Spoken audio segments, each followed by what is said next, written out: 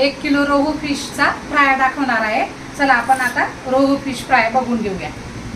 मी हा 1 किलो रोहू फिश घेतलेला आहे, असं स्वच्छ धुवून।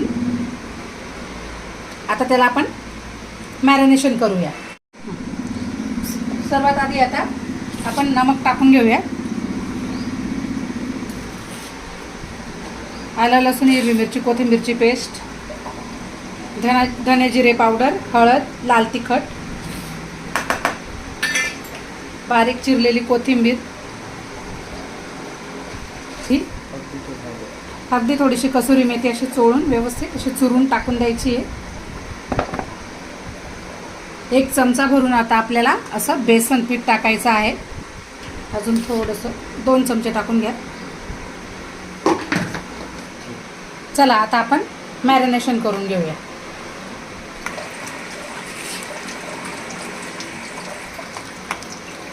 चला बघूया आता आपण। झालं आहे आपलं फिश मॅरिनेशन। असे व्यवस्थित मिक्स करून असे फिश मॅरिनेशन करून ठेवा आणि 15 ते 20 मिनिटे आता बाजूला आपण हे झाकून ठेवूया। बघा आता मी ग्रिल पॅन ठेवून घेतला आहे। ग्रिल पॅन गरम होईपर्यंत आता मी तुम्हाला हे फिशला कोटिंग कसं करायचं ते दाखवते। हा रवा घेतलेला आहे मी बारीक, अगदी अर्धी वाटी रवा घेतलेला आहे।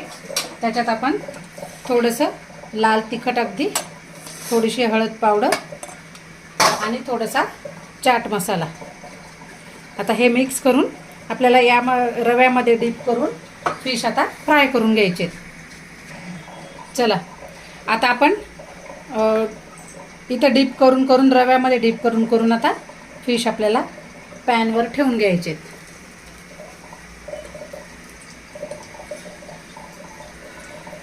बघू शकता तुम्ही